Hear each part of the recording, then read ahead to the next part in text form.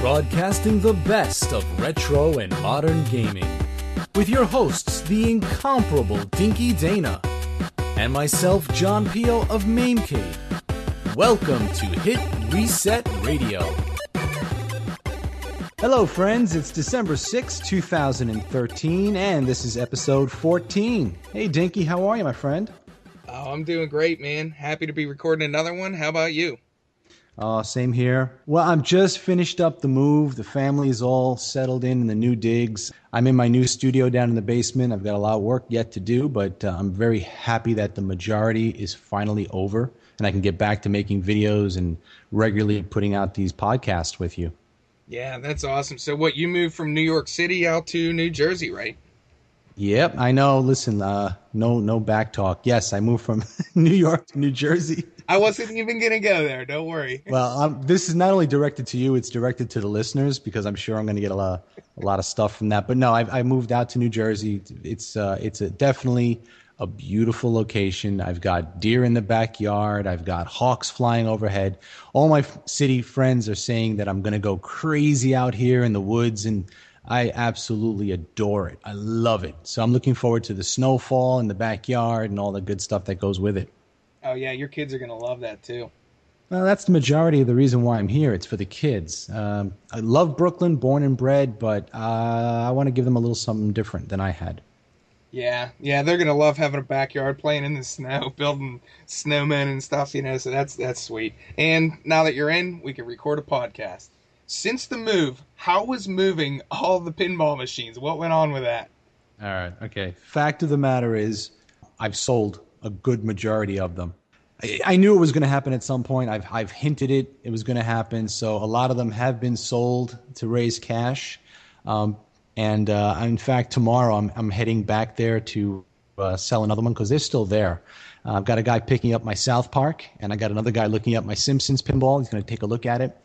So that's kind of a sour, sweet, kind of bittersweet thing. I'm not going to sell every single one of them. I'm definitely not going to sell my arcade games. When I get a chance, I'll bring them over. They're still there because they're the big, bulky things, and I don't trust moving men to move them, so I'm going to have to grab some friends in a van and bring them over. Yeah. Sad you got to sell some, but, Yeah, it's really annoying because sometimes I misplace the keys, and here I am, I've sold it, the guy's coming, and I realize I've misplaced the keys. And the only way you can open the coin door and all that stuff is you need the key. Yeah. So I find myself within half an hour, the guy's coming. Here I am with a titanium bit drilling out the locks in hopes of getting a new lock in there before the guy comes because I've misplaced the key. And then after I fixed it, the guy comes over and I find the key on the ground right next to me, and it just drives me nuts. I've got shavings everywhere, metal filings in my hair, in my eyes. Don't mind those. Those are nothing. Here's your machine. Yeah. Here's a nice shiny key. Don't mind that the machine is only 20 years old, but the key looks good. Yeah. Oh man. Yeah, you saw my video that I just recently put up. I couldn't believe it. I was going to a job interview just on this past Tuesday. And I got my full suit and tie on and everything, and I go into this interview, and I get to the front desk, and I'm sitting there, and I have to sign in, so I'm writing my name, and the guy's sitting there says, I recognize you from somewhere. And I'm thinking, oh man, have I met this guy before and totally forget who he is? He says, I've been watching your YouTube videos for 2 years at least. He's like, you're Dinky Dana, right? I couldn't believe it. It was crazy. Your first taste of stardom. Yeah, I was sitting there laughing. I'm like, that's probably the first guy who knows my full real name. Is that the first time that's ever happened to you? Well, no, it happened. I'm out at the flea markets. Yeah, I mean in the wild, in a non-gaming situation. Yeah, that's the first non-gaming one. That's awesome. Cool. What an ego boost. Yeah, that was pretty cool, And then I didn't want to tell the people when I went up to the interview, and I didn't want to talk to them about it because they said the guy before me, the position that I'd be taking, left so he could join a buddy in a video game project. Holy so I was crap. like, I better not even bring that up. But yeah, I don't know. The interview went pretty well. I've been interviewing for jobs. I'm thinking about switching places, but went on 2 so far and got offered 2 jobs. So I got some choices. Wow, that's amazing. That you're very fortunate that you've got 2 potential people ready to take you on when I think they announced it's 7% unemployment right now in the States. One was out in Harrisburg, and I was like, I don't want to move to Harrisburg. Oh, you would have to move for this new job? For if I would have taken that one, yeah, I was in Harrisburg. But Metal King 79, he's always listening to our podcast. He would have liked that. I could have hung out with him. He works right out there. Oh, okay. That's right. That's right. I've only been to Harrisburg once, and it was at an auction. It was very quiet, kind of. It looked like not a ghost town, but I guess the neighborhood that I went through was very quiet. I couldn't find anybody open, so I was like, I wonder where I was. Yeah, it's a smaller place. Yeah, another thing too, this past couple weeks, speaking of running into YouTubers and stuff, I hung out with Gamester81. I'm sure you saw that in my video. That's awesome. Yeah, I met him out in Vegas for the Classic Gaming Expo a couple times, but he wrote me. I mean, with his work, he travels around and stuff. So he said he was coming into Pittsburgh for work, and said, "Hey, do you want to meet up?" And it kind of stunk because he came during the week, so no flea markets or like he came. It would have to be after work, so none of the thrift stores were open or anything like that. I took him out to Ides Entertainment. I did a video on it a while ago, but it's a huge comic book store. It's where my dad used to go to buy Mad magazines when he was growing up. Wow, that's been there a while. Yeah, it's been around for a long time. The same guy still owns it. It's basically 4 floors. One is completely dedicated to comic books and like old comic book figures and stuff like that. And then they got DVDs, a floor with records and CDs, and it's just a really cool store. After that, we went to get a Permanis sandwich. Maybe one day you'll get me one of those. Oh, yeah, I hope so, yeah. Anytime you come here, we'll go get a Permanis sandwich. And I posted up on... I'm a lot closer now. Yeah, true. I posted up that in the video, we got one of those. And I didn't think anyone would know what it was, but I guess since that Man versus Food, people know what it is now. And then he actually came back over to my apartment. He wanted to do like kind of a game chat thing. He likes doing the thing where he records and it has like a small chat, like an interview type of thing. So we did that. Yeah. And he actually let me play his game. You saw that he had a Kickstarter coming out, right? So you got a preview of the Gamester81 game. And I gotta say, I posted on Facebook after. I was like, it's pretty awesome. They were like, "Oh, are you just saying that, or is it actually good?" It's actually good. I was really surprised for a ColecoVision. It's a pretty awesome game. I'm really looking forward to getting the cartridge version because I just played it on an emulator that he had. But yeah, it's funny. It's got his hat on backwards in the game and stuff. Like, has anyone seen John's head like without the hat ever? I have because I've seen him in person. That's probably. He took off his hat for you? I mean, I've seen him in person. He's been in my house, and he never took his hat off. Yeah, I don't know why. I have seen him without his hat on. But, yeah, he threw in all kinds of, like, cool stuff. Like, right in the very beginning when the game boots up, it actually says in voice, like, Gamester81. Or, like, if people bought the special editions on his Kickstarter, it'll say their name instead. He even threw in some TIE fighters because, you know, he's a huge Star Wars nut. He's got his YouTube channel, Star Wars Nut 77. But, yeah, he threw them in just as a kick. And he was pretty proud of it. He was over here and he was like, once you get to the second level, make sure and check out the TIE fighters, you know? Nice. I don't know. I mean, I think it's really neat. I got 2 packages in the same day, a week after I hung out with Gamester. And they were from a Happy Console Gamer. That was his DVD, the movie. And then also, my friend Golden Jellybean, she puts up YouTube videos on how to crochet things. She sent me that crocheted mushroom that is always in the background of my videos, you know? You've seen that before, right? Yep, I've seen it. It's right behind your shoulder. Yeah, she did a Kickstarter. She wanted to make a book to teach people how to crochet things. And, I mean, it's really cool. She comes up with all these patterns on her own. And, you know, just seeing YouTubers putting their projects into production is really awesome. So it was cool to be able to, you know, a lot of people are like, oh, why are these YouTubers asking for money? But, I mean, I look at it as they've been providing me with, I mean, Happy Console Gamer, Gamester81. I mean, I've been watching their videos for, I mean, Gamester was one of my first 50 subscribers, you know? And he's given me entertainment for free for, 4 years now.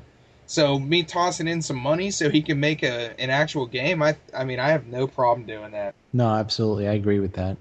Oh, this just broke like hours ago. I found out that Disney bought the Indiana Jones rights from Paramount. The ramifications are huge. I mean, they now have Han Solo and they have Indiana Jones. Yeah, now what's your opinion on this one? Okay. If Disney would have bought it right after The Last Crusade, I would have been screaming upset. Yeah. But now that they bought it after the Crystal Skull, it can't get any worse than the Crystal Skull. So I'm all for this. I'm happy, actually. That's exactly what I was thinking. I was like, when Disney got Star Wars, I was like, oh no. And then I saw this when you put this literally right before the podcast. I thought about it for a second, and I was like, the last Indiana Jones was so terrible. Yeah, it was horrible. It can't get any worse. So this is actually going to be an improvement. And it's good to see some new blood. You know, I want to see what they come up with. I'm willing to shell $10 to sit and see a Disney Indiana Jones movie. I'm cool with that. I'll check it out. I don't know. Normally with Disney buying them, I'd be like, oh no, but I mean that last one was so bad that it is so bad. It's unforgivable.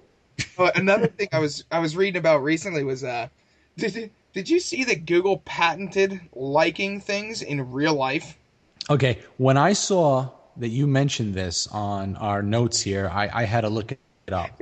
So I know you basically you have to have Google Glass though to make this work, don't you? Yeah. Okay, so I've got the Google Glass on and I'm looking at the world. How do I like something?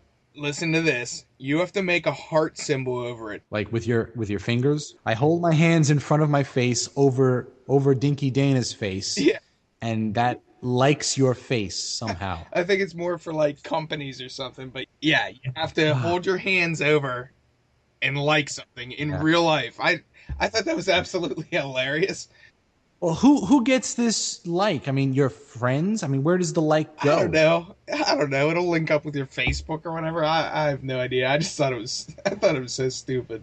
Well, I can tell you what a lot of people are going to be putting hearts around. If you can guess, I would imagine. Not good stuff, I would imagine. I was wondering, what exactly are you going to say? You know, I'm not going to say it, but you know. I mean, just recently when the PS4 went live with their live stream, you must have heard about the guy and his girlfriend. Have you heard about that? No, I didn't. Okay, they have this live stream now, kind of like Justin TV and all those other live streamers. Well, this guy was on camera just chatting with his girlfriend on the sofa. They were drinking beers. Next thing, she kind of falls asleep / passes out. So he lifts up her top and shows the world the goods. Next thing, it goes blank screen. And when it comes back on, she's completely nude on the couch. Oh, wow. Did Sony not expect this to happen? Really? They flipped out. They banned him, and now they're putting in protocols. What did you expect? So this is another wonderful idea. Google Glass. Ugh, I'm getting sick of it. Yeah, another crazy technology idea that I read about just today was these Amazon drones. Oh. No. Yeah. And the thing is, I could probably tell from how you're reacting already. Like 30-some% of the survey that Huffington Post did said that people approved of it. Come on. Well, listen, that means 70% disapproved. No, they said 21% disapproved, and all the rest weren't sure about it. Oh. Yeah. Good Lord. I'm like, good Lord. Okay, well, I was talking to my friend about this today because I knew we were going to discuss this, and I was just trying to wrap my head around the logistics to make this work. Real quick, let's go over, in case anyone hasn't heard about this. Amazon drones. Amazon is planning on using these robot flying drones to deliver packages to people, and their CEO said that they're planning to have this unveiled within like 5 years, which I don't really see that happening, but let's say in theory that they did. They want to deliver their packages to you within 5 years by a drone. All right, so basically they're going to fly it to you from their distribution center within 30 minutes, and it has to be 5 pounds or less. Okay, so if I buy the new Fire or whatever, some expensive, crazy item that's under 5 pounds, I'm going to have it flying over my neighborhood. That's the logistics of that are crazy. It's going to have to fly over, I guess, major roadways. But then again, that's the long distance and battery life. So then it's the opposite is going to be cutting over all kinds of residential areas, schools, you name it. It just, and do they need FAA approval for this? How high are they going to fly? How does it land in front of your door and drop off? Well, off? What if you're not there? How does this work? I find humor thinking about this in that, okay, imagine this situation. It's trying to deliver to a building in the city. How's it going to deliver to a Yeah. building in the city? And I just imagine a drone like slamming into the glass trying to get into a building all the time. Yeah, knocking on the glass. Hello, package for you. Hello. And then what if somebody wants to have some fun? They just pull out their like gun or whatever and they just start shooting them out of the sky. That's what I say. You go over my airspace. 12 gauge is my answer. Now, what I think we should do is, you want to talk about Kickstarter? Let's start a Kickstarter for an anti-drone drone where we can like go after them dogfighter style. It'd be awesome. Take it down.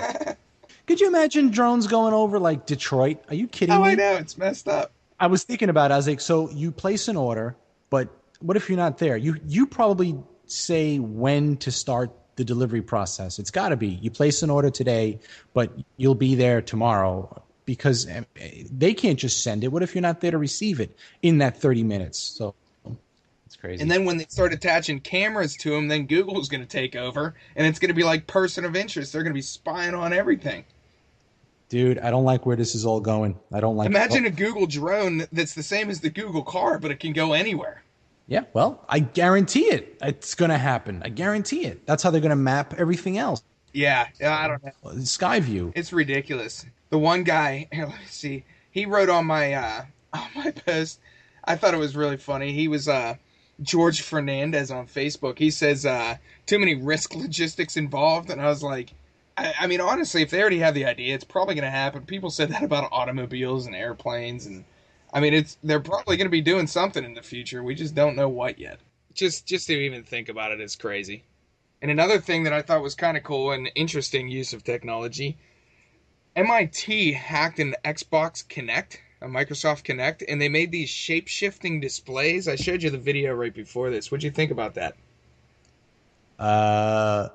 Reiterate what I said before. I see this being used as a sex toy. Okay. I should just... Go to Dinky Dana's website and look at the MIT video he posted, and then just put it in my context. See, I should just assume that any of these things that I bring up, that should be one of the first things that I should think of. But to explain to anybody, pretty much MIT hacked in a Microsoft Kinect. What they could do is those old... what are those things called where they were like a bunch of metal pins and you could put your hand under them and it would form to the shape of your hand? Yeah, I don't know what the name of that thing is, but it's a lot of little pins that you can press against, and it pushes out the pins, leaving the others behind. Yeah, basically, they connected an Xbox Kinect with pretty much a real life version of that metal pins machine, and so you could be sitting in your place, waving your hands or any object in front of the Xbox Kinect, and across the United States or the world, even through the internet, you could actually move things with that machine that they made. And I thought it was really cool. I mean, it's crazy just to see that somebody hacked it and made something like that out of it. But yeah, I posted an article on it. There's a video on YouTube and stuff, but I thought that was pretty cool. But wouldn't it be more practical if, instead of using these pins that can go up and down to move things around, wouldn't it be more practical if there were robot arms, like diffusing bombs and stuff, rather than just, Yeah, I mean, they've already done a lot of that stuff. I mean, I remember there was a French movie called it was translated into The Diving Bell and the Butterfly. Mm-hmm. And it was basically a movie about a guy had that locked-in syndrome where pretty much he was one of the first people. He was in a coma, but they realized that he could still blink. So the guy actually wrote an entire book just by blinking. They would have a nurse go A, B, C, D the whole way through, and he would blink when they got the letter that he wanted. And he wrote a full book from being in a coma. And then they advanced that technology into where they actually found a way that someone could just think. Like if somebody was in a coma and they started thinking like, hey, I'm cold, it would actually move the mouse on the computer screen. And they started developing technology around that. So now people can do things with their mind and make it happen on the computer. And then another thing that they came out with from that is someone's nerves were messed up on their arm, their shoulder, so they couldn't move their arm. It was paralyzed. And they actually they bypassed the nerves in the shoulder that would have controlled that. And he could just think in his head through the computer, and he could move his arm. Like, Yeah, well, I have no problem with real world, possibilities. That's fine. That's great. As Awesome. long as they're not drones. Drones scare me. Yeah, I just keep thinking of like Futurama when you look up and all you see are these, rows and rows of drones flying like the Jetsons. If you remember the old Jetsons cartoons, they were all like in lines just flying. I want to look up, I want to see sky and birds and maybe an occasional plane at, thousands and thousands of feet. Yeah, I don't want to see drones buzzing over me with boxes that could drop at any Yeah, time. That not just Google scares me. looking down at you or the government. Yeah, well, I think that's too late. I already think Google and the government are already looking at me. Yeah. They know. Google knows. You know me. Google knows what I'm doing. We've gone through that before. Yep. They actually called me down for another product test, and I couldn't make it. But they're still calling me to come down to New York to do tests on their products. Oh, yeah? Yeah, but they're not giving away cash anymore. Now they're giving away like silly coupons for silly things. I got cash the first time. So you had some news with Ninja Baseball Batman, huh? Oh, this is kind of funny. A while back ago, I got to meet a guy named Drew, and Drew works at Jersey Jack Pinball, and I interviewed him about the pinball machine that he was working on. And we got to talking, and he said, I made a game back in the 90s called Ninja Baseball Batman. It was a beat 'em up. So we got talking about that, and I did an interview with him about that, and he said he's trying to make a comic about it. I was like, that's awesome. And he goes through a whole bunch of details where he was trying to copyright the name, trademark the name. And back in the old days, there was no problem trademarking it. But today, they denied him 3 times because it's too confusing with Batman. Batman has become such a huge franchise now that they kept denying him. So he actually had to change the name to Ninja Baseball Man. He took out the bat. Oh, really? Anyway, he's making this comic. Yeah, he's very upset about that, but such is life. It's better than not having a name. See, that stinks, though, because it's a totally different thing. I mean... And he presented all those facts to them, And in the game, there's 4 players. I even suggested, I said, why don't you call it Ninja Baseball Batmen? Just to, he tried that, and they denied that again for the same reasons. Batman, anything that sounds like Batman, they said was confusing. So he got shafted. He did. So he had to take out the Batman and just call it Ninja Baseball Man, which is okay. So he's got this comic that he's working on. He's up to issue 2. It's a digital comic, and I saw the first issue, and it's he sent me a PDF, and he said, "I'm sending you the second issue. Let me know if this is okay." And I thought that was strange to put it that way. Let me know if this is okay. I was like, yeah, all right.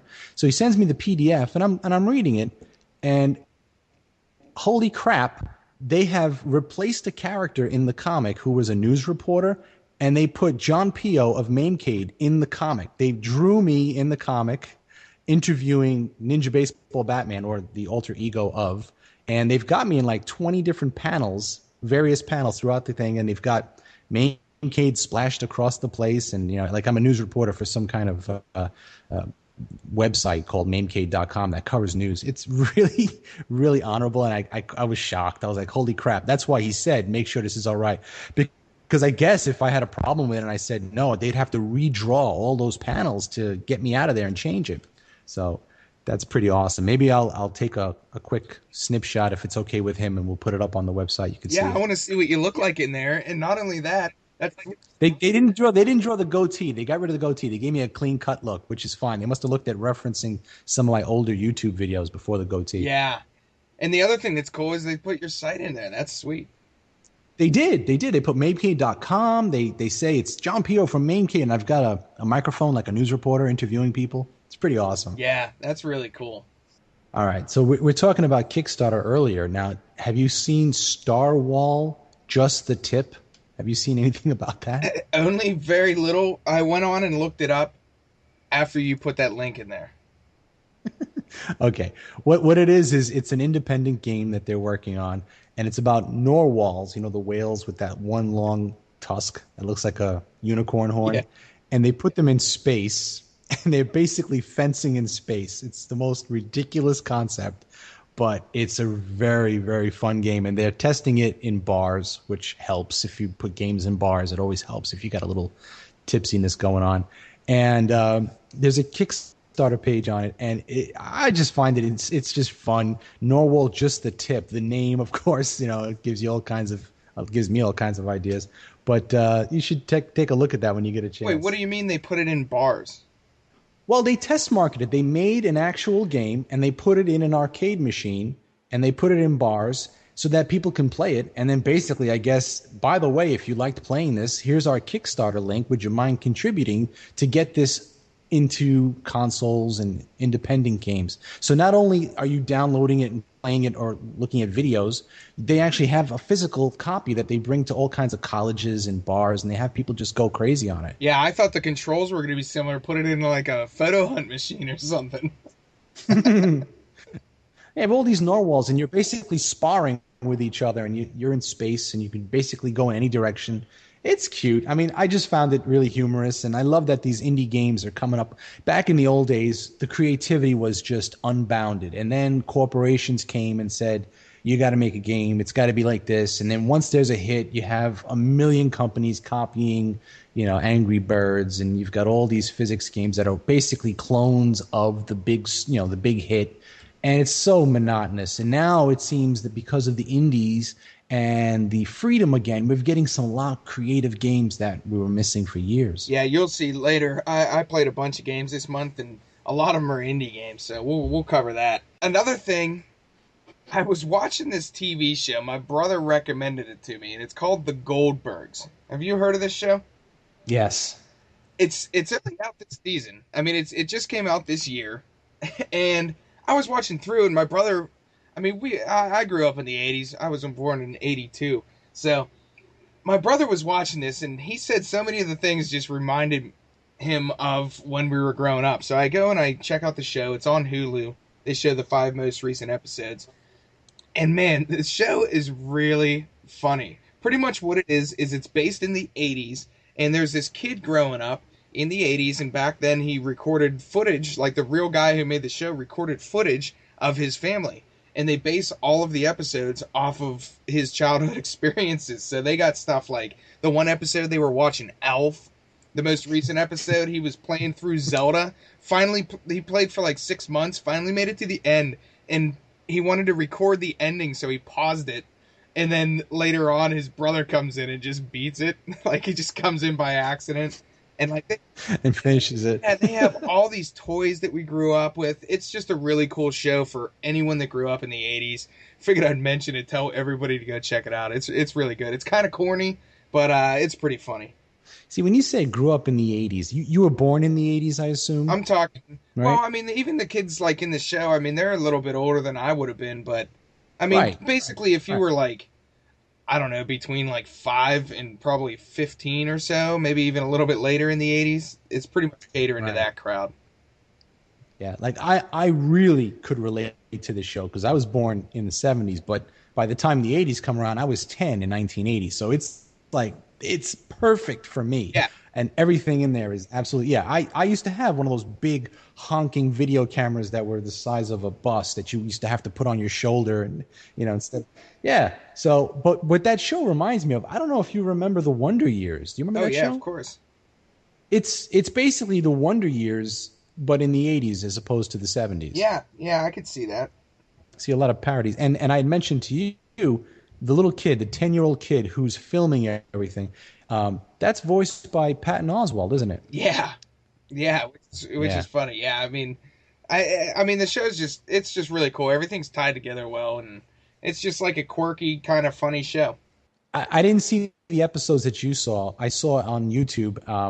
I guess it was like a combination. It was a professional trailer for it, and at the very end, they show the actual home video footage that the creator of the show took as a child, and they kind of put it against the television show version. And it's like, exactly. He has all these tapes at home, I guess, from growing up in the 80s. And basically, like you said, he modeled the episodes after all those original tapes. Yeah, and it's funny, too, because whoever they cast as the grandpa, I forget his name, but they showed a clip of the grandpa in his real video from the 80s, and it sounds exactly the same.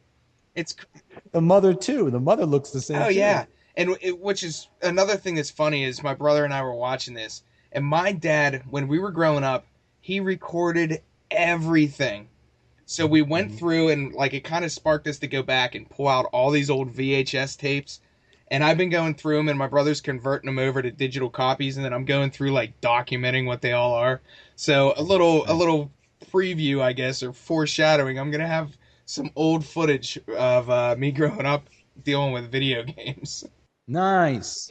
I still have to go through them. The two things that I really want is I want footage. I hope he has footage of me and my brother playing Contra, because we used to play the crap out of that, and then now I got the world record, so it'd be really cool to just go back and, see why it was so easy for me, because I played the crap out of that game.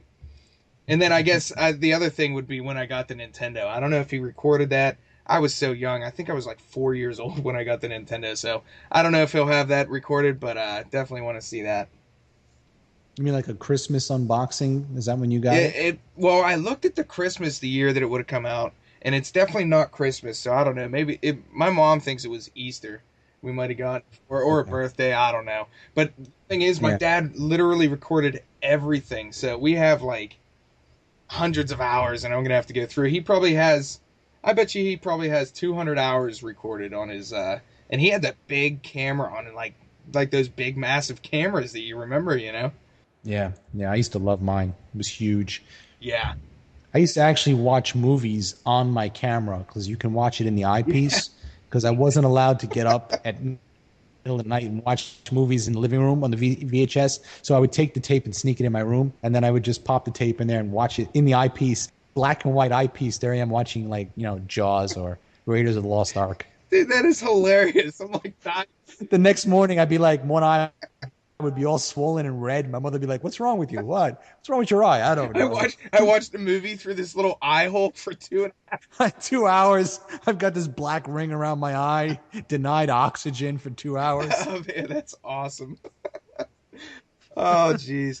All right, well yeah, I mean all right, so Goldberg's, definite thumbs up for the Goldbergs. Take a look at it.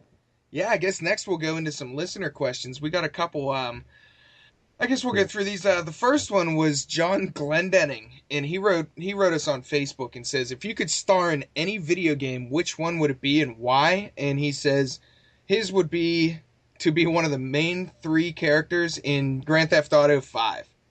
So we'll let you answer this one first. What character or what world would you like to be in? Okay. Everybody knows my Dragon's Lair fetish, so I'm going to just disregard that. I would not want to be Dirk Daddaring. So that's how. Just assume that's who you would say.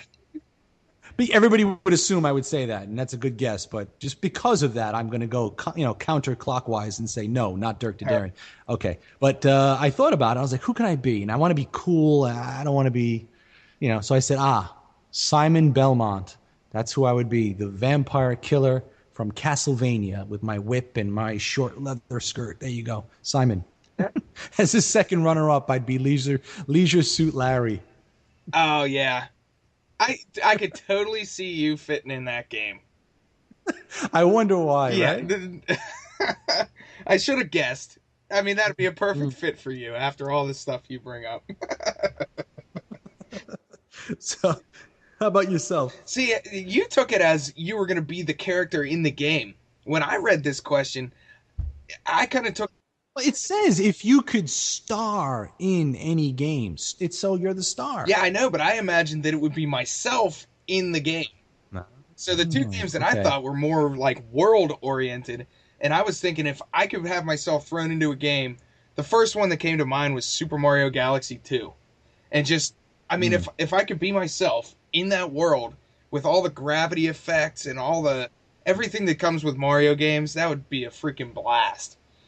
So you'd be flying around, leaping and chasing drones. Everything's so colorful. Yeah, chasing drones.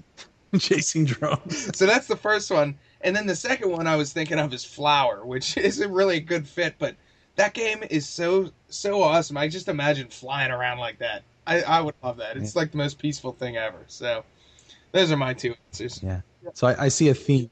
You want to fly around. I see that. You ask me tomorrow, and it could be totally different games, But those are the first 2 that I thought of. Nice. The next question comes from Waylon Smith, also on Facebook. He says, have you ever genuinely been scared by a video game? And he says, "I've not been scared by much, but I've been put in an extreme state of panic." What's the difference? I could totally get that difference, because I don't really get scared. Like when I play through a game, it's more of a startling or shock factor that I would consider getting scared. I don't actually get creeped out. A lot of people play horror games, and then after they're done playing, they're still creeped out, like stuff's in their place or things like that. Oh, okay. So I mean that's how I took it. But for me, I mean I have three that came to mind. The first one is those Resident Evil dogs. Everybody mentions it when you play through Resident Evil and the dogs jump through the windows. Everybody pretty much shits their pants. That's the classic. I mean, that's what I thought of. I didn't put it down because I know you thought of that. But yeah, that's definitely probably the icing on the cake. Yeah, everybody always says that one, so I didn't really want to count that one as a major one. But another one is in Silent Hill. That one was an atmosphere that was just creepy. You have the fog all around you, and in the very beginning of the game, I'm talking about the very first one, you get this radio.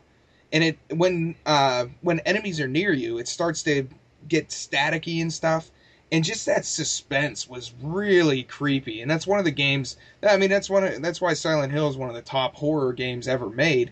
It just created that atmosphere where you're going through the level and you can't see anything because it's covered in fog, and then you hear these sounds, and they used all the sound effects really well, and it just creates a huge element of suspense, and it was just creepy. Yeah, the anticipation is even more than the action. It's great. Yeah, and one more, which is totally different. I was playing Eternal Darkness, and I mentioned this in the first episode of the podcast. I didn't mention this specific thing. But the game totally messes with your mind, and it tricked me into thinking that my game save was totally erased. And I flipped out. I remember sitting there, and it's not like the game scared me in the normal way. I was like, dude, I've been playing this game for 10 hours, and my save file's gone? So it lies to you. It tells you it's broken or something. It messed with me real bad, and I totally fell for it. I didn't know what was going on, but I was legitimately scared in a different way playing that game. So, how about you? Well, I generally don't play horror games so much. I don't actively seek horror games. I am a fan of all the apocalyptic zombie games, but they give me not a fear so much, like you said, not a frightened, but it just makes me feel like uneasy inside. Just that creepy, just the world could be like this.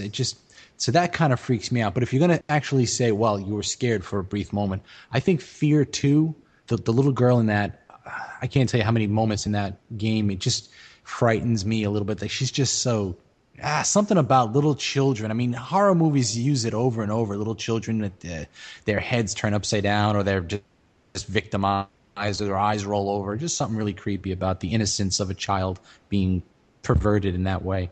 Ugh. Yeah, see that? Yeah, horror movies do it all the time. Little kids all the time. They know. Yeah. All right. Another question came from PC Wizard 13. And he wrote on Twitter, and first of all, he said anything Dreamcast. That's what his whole YouTube channel is about, is Dreamcast. So, pretty much, he asked the question, how about talking about some unknown, underrated games for any system? He says it doesn't have to be Dreamcast. So, what about you? What do you got some underrated games for us?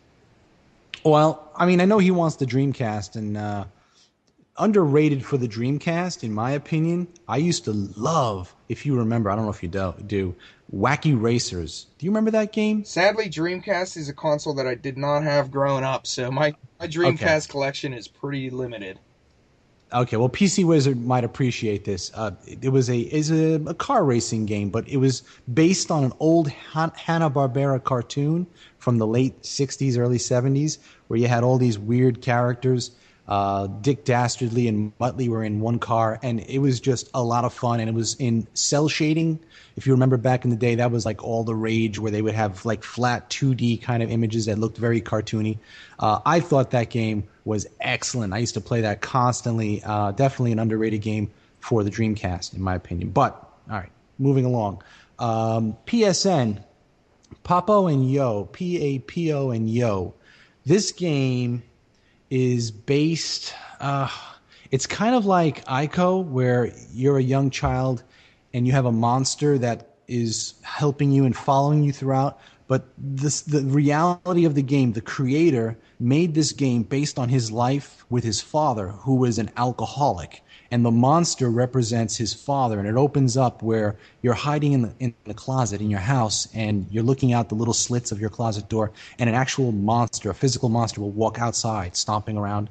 And throughout the game, the monster is helping you, but he eats, and I think this is based in South America, if I remember correctly. He eats little frogs. And when he eats a frog, he becomes a flaming, crazy beast that tries to actually physically hurt you. And that was his father in real life when he would drink. So throughout the game, there's a lot of puzzles, and he has to find a way to cope with his dad. There's a little girl that represents his sister that his dad will pummel and beat up as the monster. You know, it's really plays with your head, and if you get to the end of it, it's very heart-wrenching and sad. And I'm not going to give it away, but it's an excellent game, definitely underrated. Yeah, I'll have to check that one out. Of course, you know, I love Eco. Everyone always wonders. I say Ico. I've watched videos where it says Ico. It's Eco, right? It's definitely Eco, because in the Japanese version, they actually say the name, and it's Eco. Everybody always writes me, because, you know, I did a review of Shadow of the Colossus in Eco. Everyone always writes me, and they tell me that it's supposed to be Ico. And I always tell them, like, you can hear in the Japanese one that it's actually, like, the voice actually says Eco. But, yeah, I mean, anything related to that style of game, I'll definitely check out. And especially indie games, I love. It's really good. You would like it, Dinky. You would really like it. All right, yeah, the first one I have is Mad World on the Nintendo Wii. And this game, I didn't see it coming at all. I didn't think it was going to be a really good game. And it is one of the... Well, it's a mixture of one of the funniest games that I've played, mixed with absolute gory brutality. Have you seen videos of this game? No, I didn't get a chance to look it up. Tell me a little bit more about it. Basically, it's all done in black and white, and you go through, it's almost like a comic book style, 3D comic book style hack and slash, essentially. And you're going through, and you just beat the crap out of things. It's like one of those old school beat 'em ups. And you just beat the shit out of things, and it's gory as hell. There's blood everywhere, but everything else is in black and white. And the best thing about this game is, as you're playing through, there's this commentator, two commentators that are pretty much announcing what you're doing, because you're basically in an arena as you play through the game. And they are absolutely hilarious. If you don't like swearing, if you don't like raunchy humor, don't play this game. But as you play through, I was just howling throughout the entire game.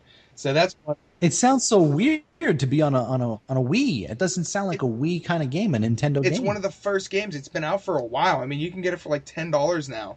And it's one of those games where everyone was like, why is this on Nintendo? Definitely, I mean, if you guys haven't played it, you can get it really cheap at GameStop. And it's just a silly game. You know, there's not a ton of plot. You just go through and beat the crap out of stuff and listen to the funny announcers. Cool. All right. For me, the next one I'm going to mention, it's an indie game I'm playing on the PC.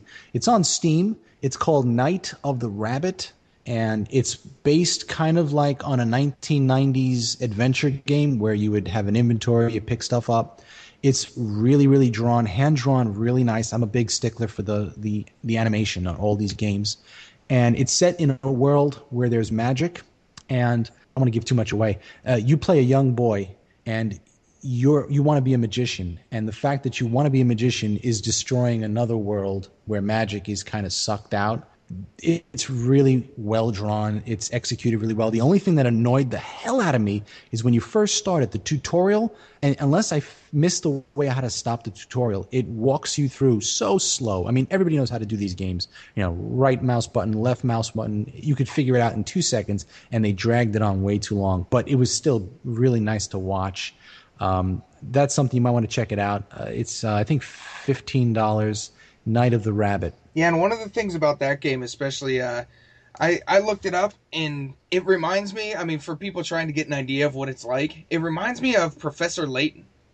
It looks very similar to that. They must have been paying tribute to it, because they even have the same hat that Professor Layton wears. I mean, I swear it's like the same hat.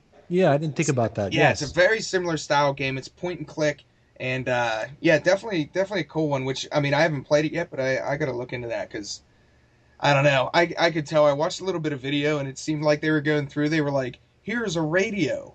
You can right click or left click on this radio." And I'm like, okay, yeah, I know Yeah. how point and click games work. Yeah, I don't want to make it sound like that's a bad part. It's just that tutorial was Yeah. crazy long. Didn't need to be that And I long. actually watched in the beginning that some of that stuff was going on, but I mean later on they have some. I mean it had some nice looking. I don't know if it would be graphics. I guess like I saw one. I don't even know what it was. A big tornado type thing in the background. Yeah, no, it's gorgeous. It's a gorgeous, and these indie games are really shining. I love them. Yeah, that's a good one. And then for me, I'll go over my next two in a row here. The first one is Jackal on the original Nintendo, and people always bring up co-op games, and that honestly, Jackal is one of the coolest co-op games.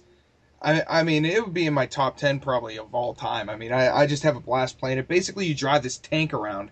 It's made by Konami, right. and you drive this tank around, and you go through and you just build up your tank as you get these. You're trying to save soldiers, and basically you drive around and blow crap up, and you go through and you can upgrade your tank. So every upgrade you get, you can shoot more powerful. Originally, you shoot one bullet, then you get two bullets, and then you get like this bomb, and it's just a really fun co-op game.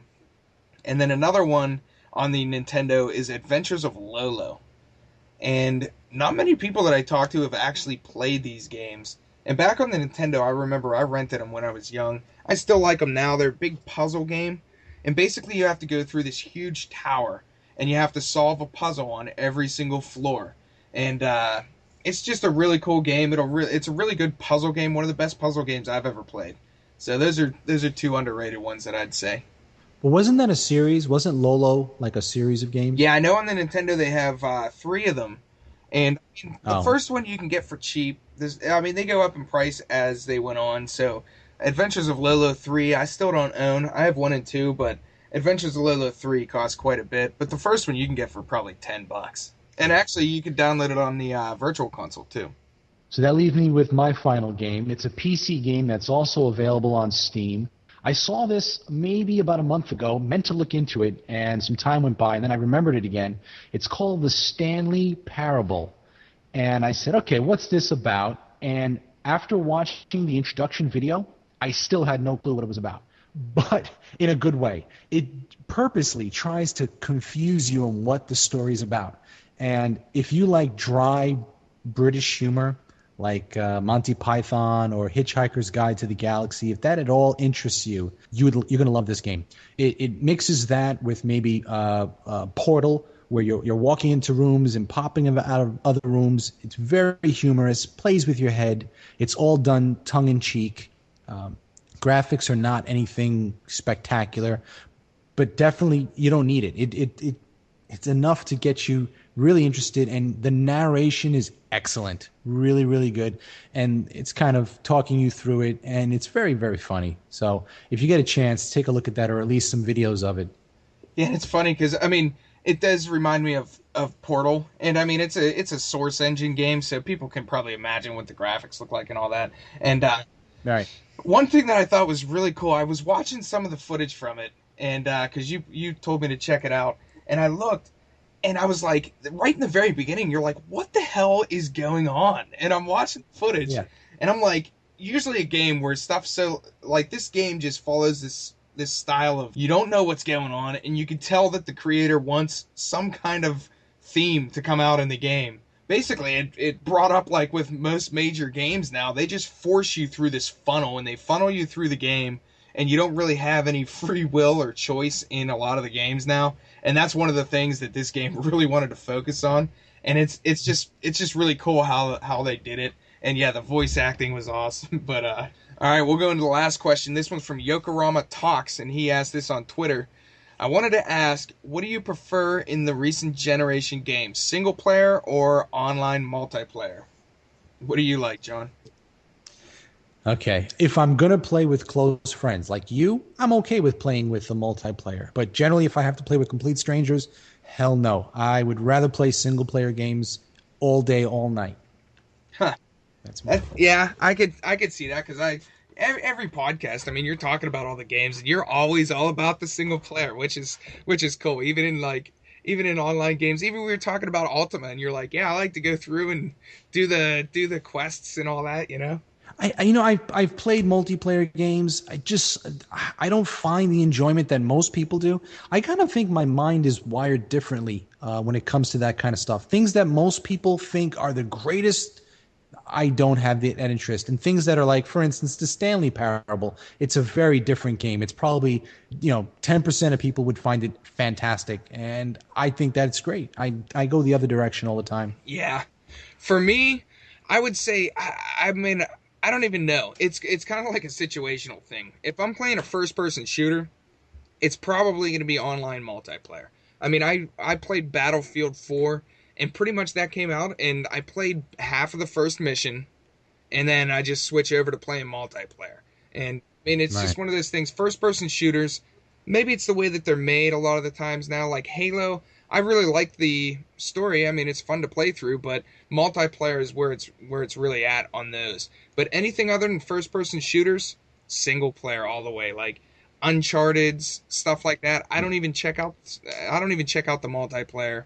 So, I mean, I'm kind of a mix because the first person shooters, I love the online Battlefields. I love the team oriented aspects of it. But other than that, I just like the single player.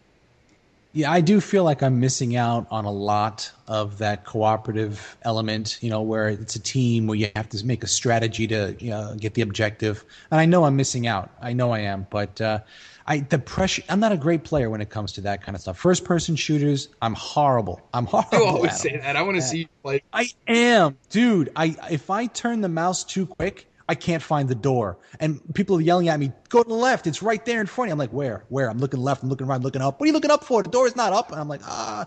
So I always feel like I'm holding the team back. I'm like the lame duck of it. So I don't need that pressure. I'm gonna have to put you through training. I don't know if you watched my old videos. I put my brother through training. He was trying to play Call of Duty.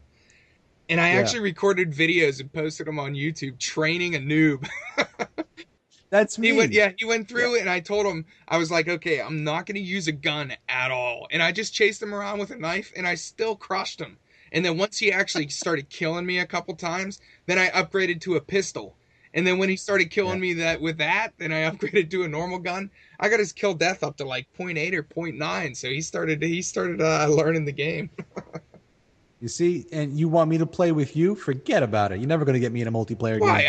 I could show you how to play. It's not like you actually suck at them like innately. You can learn how to play a multiplayer game. I don't know what it is. I really do suck. I don't know what's wrong with me. I don't know. That's funny. I don't know. I get nauseous walking on catwalks. Yeah, so that was some user questions. I mean, we always like user questions. It's cool seeing, I mean, a lot of these things that people ask, I would never even think about talking in the podcast. So it's really cool just getting those ideas. So yeah, leave questions on Facebook. Facebook's usually the best one.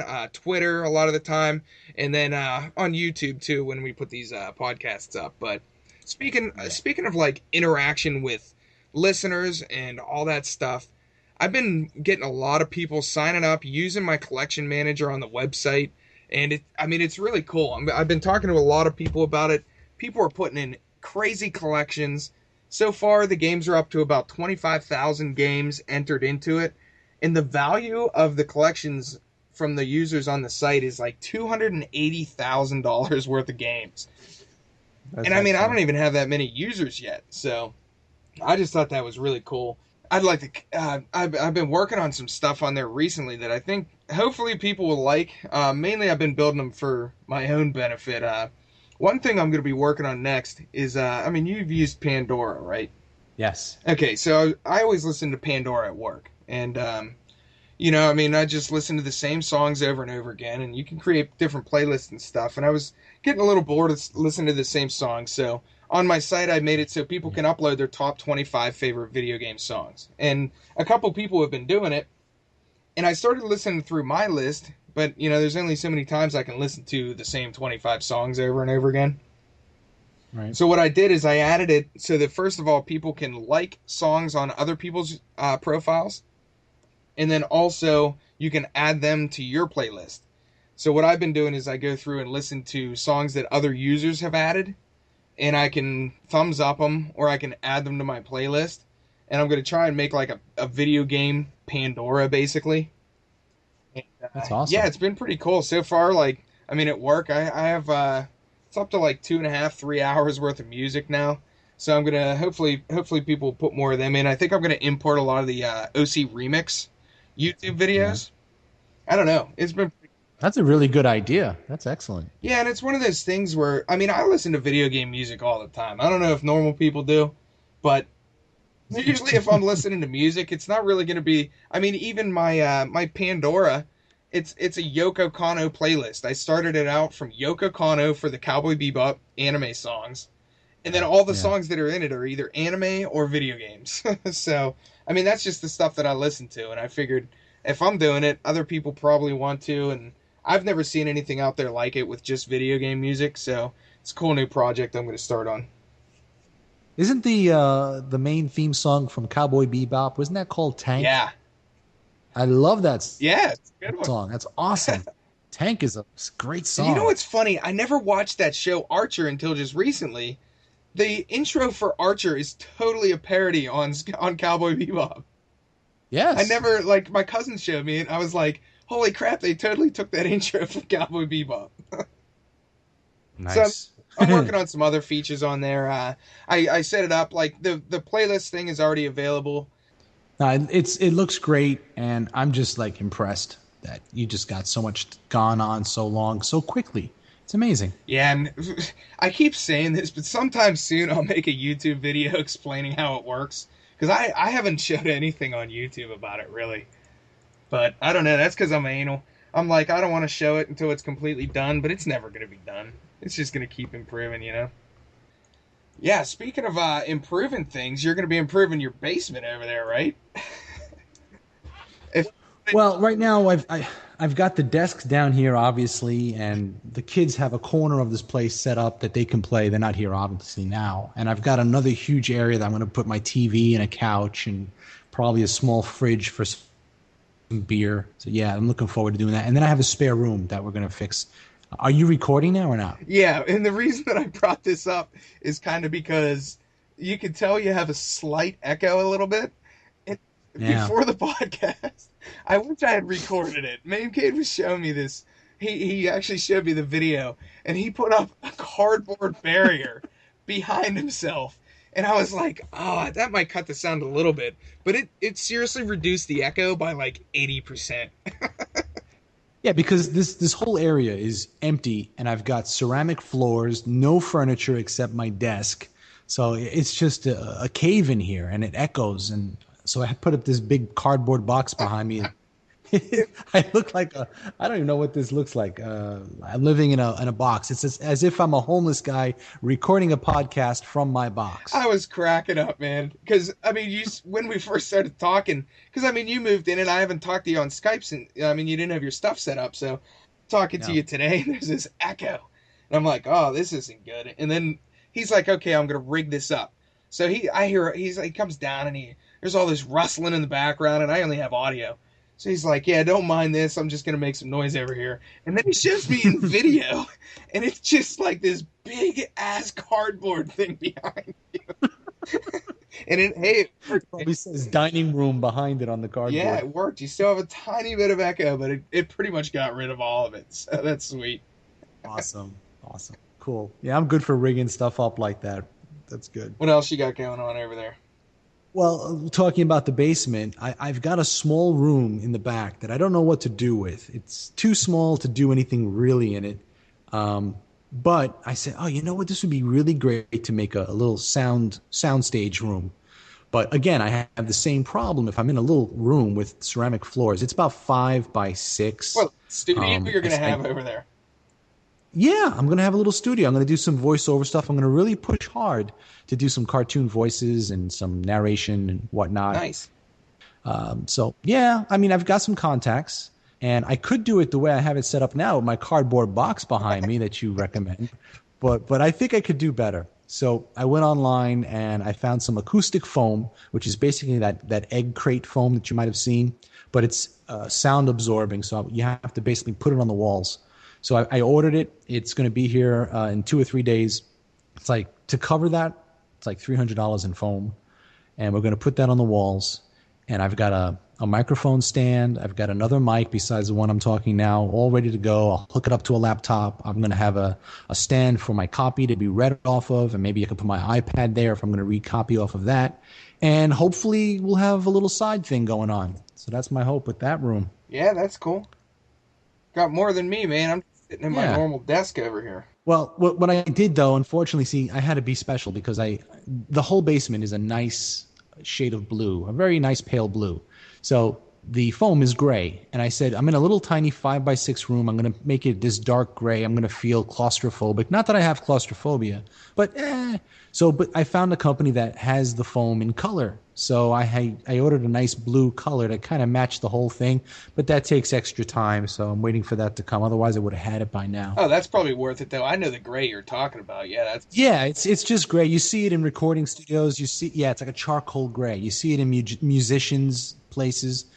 This will be a nice pale blue, and I don't want to glue it to the wall. So what I'm going to do is, I guess I'm going to get some paneling from Home Depot and just glue it to the panel, and then kind of hang the panel on the wall from hooks, so that if I ever want to convert it back, I'm not ripping foam off the wall directly on the sheetrock, messing it up. Yeah, that'll be cool. I saw your recent video. You were putting up the top arcade games. That was a good video, man. I liked it. And it's thank you. What was it, 75 to 79, right? Yeah, I'm going to go through 1975 to 79 and do all the way up till today. So I did 20. And what's amazing is what you learn when you research. I love finding out these little tidbits of information that you didn't know, and it makes it so entertaining. So I've started this new series. It seems popular. People like it. Everybody's doing these top 10, top 20s. So, hey, I jumped on the bandwagon too. I've got something to say about that. Yeah, and I mean, I especially liked it because I had never seen any of those games. So it was really cool for me because, I mean, I wasn't alive in 75 to 79. So, I mean, I never looked into those arcade games. So that was really cool. And I played arcade games, but not nearly as many as you did. So I'm looking forward to see some of the later ones. The only games on that list that I actually physically played as a young kid was Superbug and Fire Truck. I think those are the only ones I physically played. Fire Truck looks so difficult. Isn't that crazy? This is what I was saying. Back in the day, they had no restraints. You sit down in a video game, you're playing a car, and then they're behind you, someone else is playing on another steering wheel, so two people are playing co-op. And one guy is driving the front of the fire truck, and another person is driving the rear of the fire truck, like those really long ones. It's crazy. It's awesome. Yeah, it looked pretty difficult.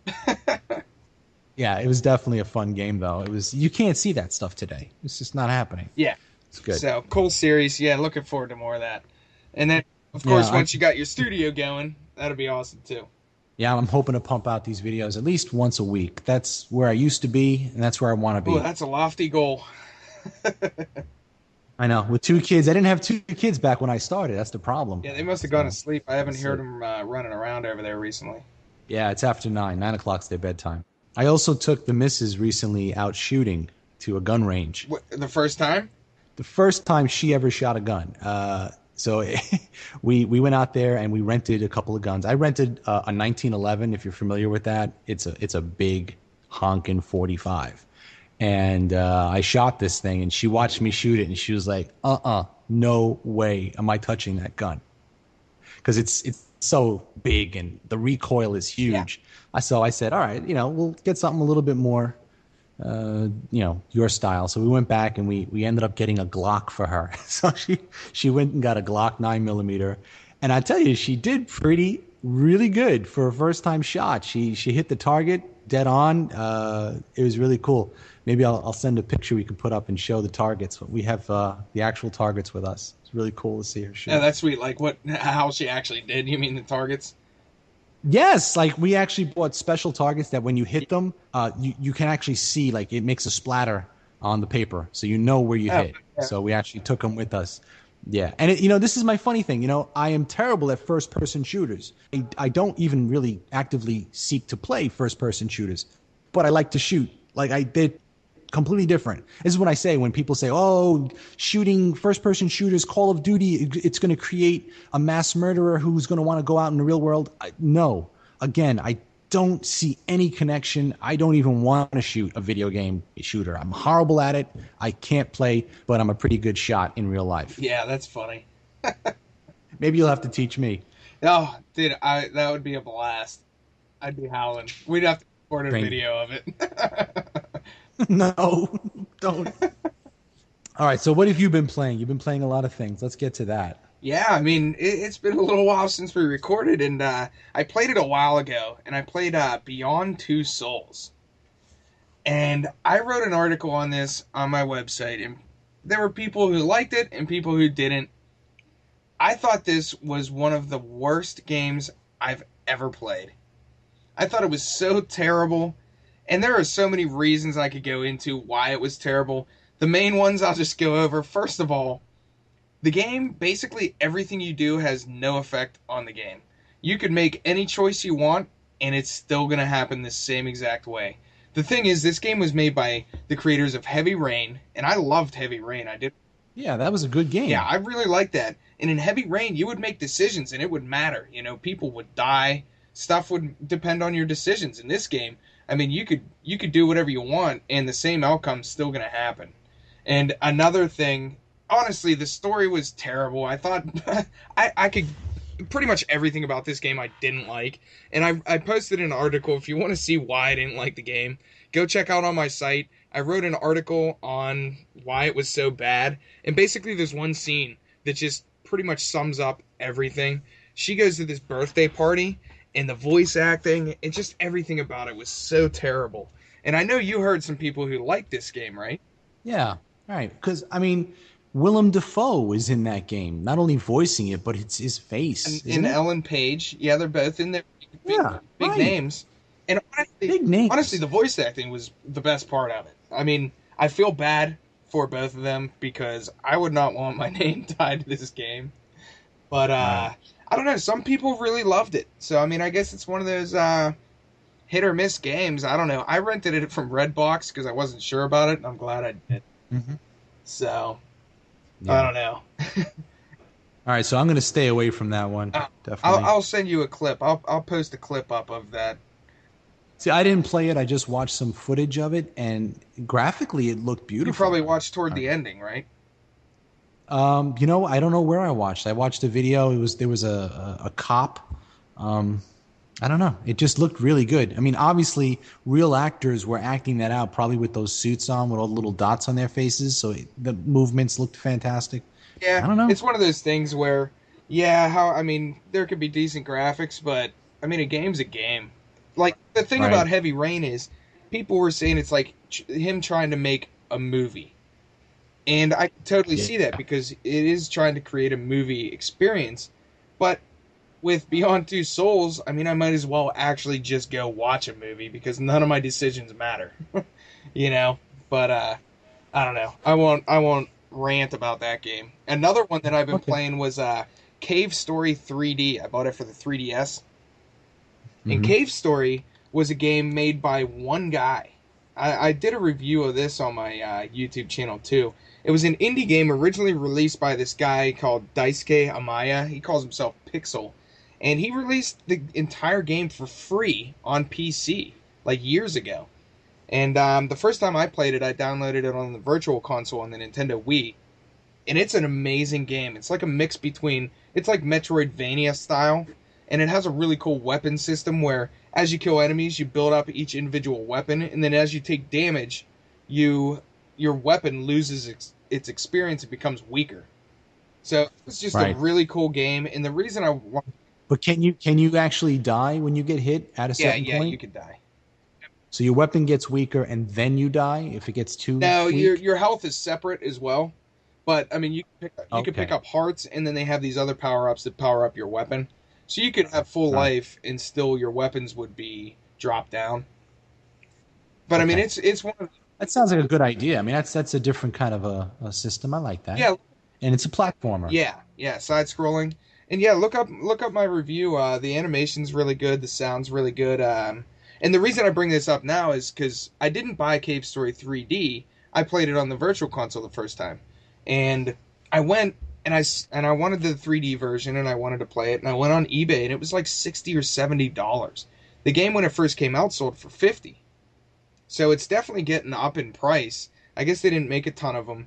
And so I went on and I looked up all the GameStops in my area, and a couple of them still had it. So if you want to play the game, go out to GameStop. You can get it for $20 or $25, and it's selling for like 60 or 70 on eBay right now. Well, there's a tip from Dinky Dana. Yeah, because that's one that I wanted a physical copy for. And another game that we both played was Unfinished Swan on PlayStation Network. I thought that game was really good. I know you have some opinions on this one. What'd you think of it? All right. Now, again, this isn't your average straightforward game. It's very surreal. It's how would you explain this game? It's kind of artistic style. It's very it's very artsy, and it's flat out beautiful. It reminded me a little bit of Epic Mickey. We talked about that because there's some paint that you have to use. The story goes, you're a young boy, your mother is a painter, but she painted a million different paintings but never finished any. Your favorite was a swan. She dies, you go to an orphanage, you get the painting, and then one day it's missing. You wake up and you go to a door that you never saw before, and the adventure begins. It's really a sweet game. Yeah, and the coolest feature of what pretty much is shown in all the trailers and pretty much everything that if you're looking into this game you're going to see is you start out in the first early levels and everything is completely white. You can't even see anything. It's just no floor, no ceiling, no walls. Yeah, it's just a pure white screen and you hear your footsteps. And when you press the button, you throw out this glob of black paint and it splatters onto your surrounding and it starts to create the environment. And it creates the world that you're in. It's all there, but there are no shadows, so you can't see it. And as you throw this paint around, it splatters all over the world, and it just puts into perspective which direction you're supposed to go, shows you where walls are, and just, the idea of it, when I saw the trailer, I was like, I gotta buy this game and see what it's all about. So, a lot of people have said that it seems kind of repetitive in the beginning, and from the demo, and I was really surprised. As you play through the game, it really introduces a lot of cool ideas. They have one later that's kind of a 3D block platform section where you create platforms out of nowhere and build the level. And they also had another section where it's completely pitch black, and you have to. Yeah, they change it up a little bit, right? Yeah, and the variety was pretty cool. I thought it was a really good idea, and they had a lot of cool like you said, artistic ideas that aren't normally in video games. So it was a really cool download. Yeah, definitely worth it. It's not your adventure type game. It's a game that you sit back, enjoy. There are puzzles in it, and it kind of tells a beautiful story. Definitely worth looking into. Yeah, and it's only a couple hours, which is kind of nice with a game like this. I'd say it's probably only like maybe 4 to 5 hours, but it's a really nice for what it is. It's just a real relaxing game you go through. Well, I guess not for you because you said you died a bunch in the one section, right? Well, because like you said, it's either going to be all white. There are sections where it's all black. And I told you, I can't walk catwalks in these games. I would fall off all the time. Honestly, looking back on the game, I didn't even remember that you could die. Yeah, well, you fall and you have to respawn, in an earlier state. See, it's because you don't remember because you didn't die. That's the thing. I know. That's why you're a world game champion holder and I'm not. I need to watch you play some video games. I'd probably be dying laughing. Oh. That's why. See, have you noticed I stick with the simple games from the 70s and 80s, with just a couple of pixels? I think it's so funny because I always talk about games and I'm like, this game was so awesome and, it's pretty easy game. And then you're like, this game was hard. This game was great. I finished this game in 12 hours. 12 hours? It took me 3 weeks. Man. Another game I beat is Another game I beat. This is weird for a podcast because I hardly ever beat any games recently. But I also beat. Well, I got a couple more. But Batman Arkham City. And I know you like the was Batman games, right? I do. I like the Batman. I don't like the latest Batman game, which was a piece of garbage. They got rid of Rocksteady, which I can't understand why. But this game was fantastic. Yeah, This is your I'm call. Go like ahead. 2 years behind because I love the first Batman, and I mean this one was just as good, if not better. The open world is so awesome in this one. I mean, you can glide around, you have all the Batman tools. It was just really well done. It was fun. Yeah, yeah. The voices are great. Obviously, you've got Kevin Conroy reprising his Batman role. Mark Hamill is the Joker, though he says this is going to be his last Joker. Yeah, I heard. I don't know if that's true or not. Yeah, he's tired of doing it. He's pretty good in there. That's an excellent game. But if you don't know, the next one is not made by the same people. They changed it. I guess when they thought, the franchise is so strong, we can now save some money and go with another company, which promised they could deliver. It's horrible. It's so buggy. I got rid of it. I gave it to my friend. Yeah, you wonder what they're thinking on that. It's like, I don't know. I mean, you have some really good going. I mean, the only reason you could think of is money. So money. It's got to be money, but right? hey, I mean, they released that one, and no one's going to buy a fourth one. So I mean, if Right. Batman's were like the first two, I would buy every single one that comes out. Like there's no question. They're just that good. And they're, I mean, honestly, some of the best superhero games out there. I mean, I would buy every single one, but they switch up the stuff, and everybody knows how that goes. And another one I've been playing, which is a big one, is the new Zelda on the 3DS, Link Between Worlds. You've been talking about this one for a long time. Yeah, and it's basically the sequel to Link to the Past, which is one of the best games ever. Personally, my favorites are still the original Nintendo. But I was really looking forward to this one, and I was wondering how they were going to do it. They came up with this new feature where you can merge into the wall, and then you could travel between worlds. And it worked out really well. I was a little bit nervous about it, and they came up with some really cool ideas, which, I mean, Nintendo usually does with their Zelda games. They always come up with cool new things. Everyone always says they're the same games over and over, but they come up with some new ideas that kind of totally changed the game around. So I really liked it. It was really easy, and even for you, this one would be easy. But I mean, I think I heard. See, this is what I was about to say. I heard the puzzles were difficult. Are they difficult? No. You said they was easy. I didn't think they were difficult at all. They're okay. Yeah, I mean, well, let me think back. I don't know. I'm usually real difficult is the word I want to use. Maybe creative. Maybe is a better word. Were the puzzles creative? Yeah. Well, yeah. Some of the puzzles were really creative.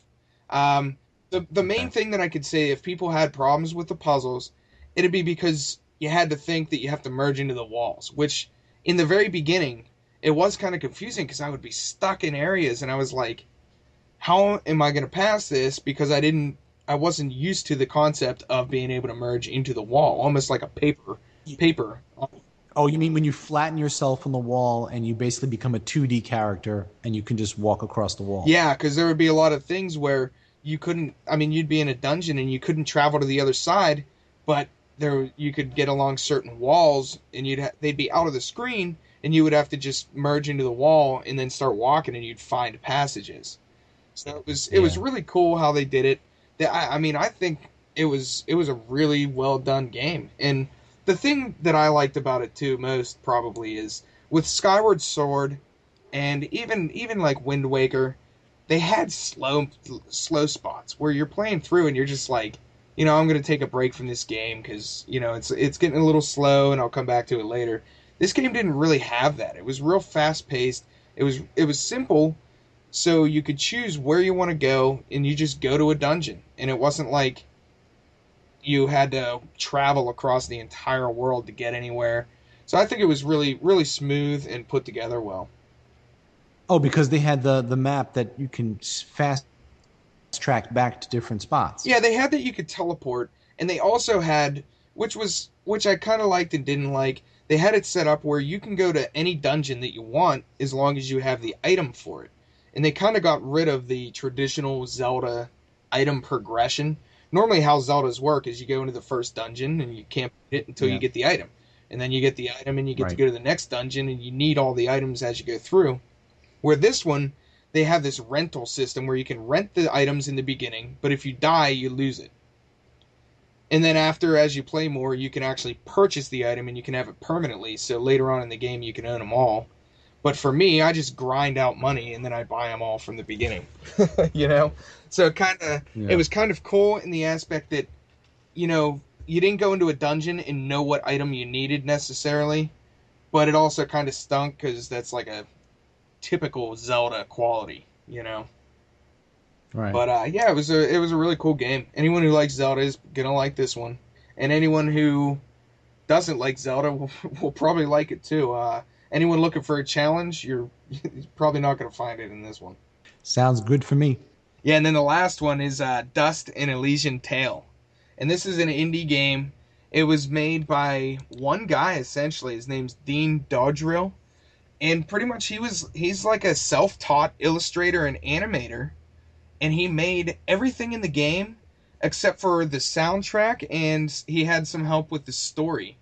But basically, it's a platformer mixed with hack and slash and also some RPG elements. And pretty much, he said his favorite games were, like, if you're thinking about if this is a game for you, his inspirations were from his favorite games: Metroid, Golden Axe, and Ys 1 and 2. And you could definitely tell all those are very, very prevalent in the game, and the artwork is incredible. I mean, you would definitely like it. I do. You got to mention that, you know, all the characters, they're not human. They're all animals. They're all anthropomorphic animals. So basically, they're furries, but they're drawn really, really well. I mean, if this game came out a little earlier, it would be like mind blowing. But I guess in the wake of all the games today, it kind of gets put to the wayside. But it's really pretty. It's really good. I'm going to download it because when you mentioned it, I thought this was another game that you played. There's a game called Just Dust, and that's what I thought you were going to tell me you played. I was like, that's an old game. And then I realized, no, this is a different game entirely. I'm definitely going to download this one, just the way it looks. Yeah, and the nice thing, too, the reason I downloaded it is because I was going through the deals on Xbox, and it cost $5 on Xbox Live, and it's also on Steam for $3.50. I mean, you can't beat. I mean, this. You can't beat that. No, it's awesome. I've probably played 10 hours, and I beat games pretty quickly, and it's got 10 hours worth of gameplay, and it's like a full length game. It almost reminds me of the like that Muramasa the Demon Blade, and that's a full price game. So I mean, it's a steal, and it's one of the better download games I've played, and I know you'll like it because you like all the illustrations and animation and stuff. That's my long run of games that I played since our last podcast. Well, you've had the time, so that's good. Okay, awesome. I want to talk a little bit about the new systems that are coming out and what games I'm looking forward to on the new consoles. And 3 games that I'm really looking forward to. The first one being Mad Max. It's sort of like the movie Mad Max movies, but not exactly a port from the movie. It's coming out in 2014. There's some photo shots. There is a video. I wish there was more to report on it. I'm a huge fan of all the Mad Max movies, Thunderdome. Basically, I think your interceptor gets stolen and you're trying to recover it. It looks fantastic. You go to the Mad Max website to take a look at it. Yeah. So that's number one. What do you think of that? You saw some of those illustrations. What do you think? It really does look good, and I'm a fan of almost anything post-apocalyptic. And I mean, this one, it just looks really good. The graphics they look incredible, of course. But I don't know. I mean, anything post-apocalyptic, almost all the games I've played in that type of setting, they just have some sort of feel to them that I really like. I'm looking forward to it. Yeah, it's supposed to be first quarter, I believe, 2014, unless it gets pushed. Yeah. So that's number one. Another one I'm looking forward is Thief. Now, Thief has been around since the 90s. I think the first Thief game came out in 98. I've had most of them. I didn't get the last one. And it's a lot of stealth. I mean, it's probably one of the first stealth games that came out there in the beginning. But now that I'm watching it, I'm a little concerned. I still am going to get it. I'm still looking forward to it, but I'm concerned because it seems it's basically become a clone of Assassin's Creed, where you're getting missions to steal things as opposed to getting missions to assassinate people. And if that's the case, I think Assassin's Creed just pretty much is the top of the creme of the creme. I'm hoping there's a little bit more depth to it. So yet to be seen. I'm going to get it. I look forward to it. I like the franchise. But I'm hoping it's just not a clone. Did you take a look at that one, Dave? Yeah, now this is a series that I've always considered playing, and I never did. I don't know why. I see them out at thrift stores and stuff, and I should have bought them. I actually bought one, but I never got a chance to play it. And the older games looked really cool. And I saw the trailer for this one, and it does look more like, yeah, you're going to go on missions and all that stuff. And what I'm kind of hoping is, I'm hoping the first stealth game that I remember was Tenchu. I don't know if you ever played Tenchu. I believe the first one I played. That was the first one you played? I think the on PS1. First one I played was Splinter Cell. Remember Splinter Cell? Oh, yeah, I remember that too. Yeah. And that was a lot of stealth. Yeah, that's more like a Metal Gear Solid type of stealth, though. Like Yes. Tenchu was still, you're an assassin and you're gonna go and kill people and assassinate people and stuff. And I'm hoping that this one kind of keeps some ideas from that, because it does. It kind of looks. I'm hoping that it's not like a fetch mission game where, hey, go collect these things from here and then come back, you know. But the graphics look really good. It's all going to depend. I mean, we don't have enough information on it yet. And finally, this is a weird one. It's called The Order 1886. The video that's on their website is really good. It's like a steampunk Victorian game. Basically, there are these half-breed monster types that have been plaguing humanity for centuries. Humanity outnumbers them, but because these guys are so strong, it's always been like a 50-50 battle. It goes through time. Eventually, King Arthur, believe it or not, and his knights have the best success in capitalizing. And as time even progresses, the knights inherit the names of King Arthur's knights, and they invent all kinds of modern weapons in a Victorian era. Like they have walkie-talkies, and they have these pulse electric guns. The video that they play in the beginning is really cool. I was really impressed. It's like I guess a tactical team that's trying to clean up these monsters, and you get to play them. So I'm looking forward to that one too, because I like steampunk and I like the Victorian era. So I'm wondering how that's going to play out. Any thoughts on that one, Dinky? Yeah, I'm kind of 50-50 on that one. I'm wondering where it's going to go. One thing that I did really like about what the developers said is they want their game to feel like there isn't really a difference between cutscenes and actual gameplay. And it seems like they're going to try and merge those two together where it feels like a cutscene, but you're actually still playing. Which, I mean, I know a lot of games do that, but from reading the description of what the developers said, it seems like they have a good idea where they're going to go with it. And, I mean, the setting's obviously cool, so it's got a lot of potential. I'm looking forward to testing it out. Yeah, there are a ton of good games I'm looking forward to next generation. Can't wait to see what it has in store for us. But I guess that'll wrap up our podcast, episode 14 of Hit Reset Radio. Thanks everyone for listening, and we'll catch you next month. Take care, guys.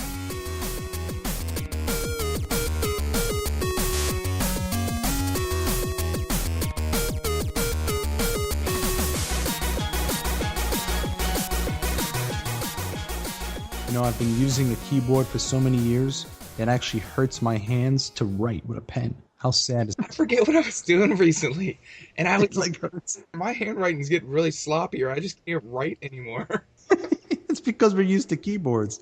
It's killing me. It's like I have arthritis.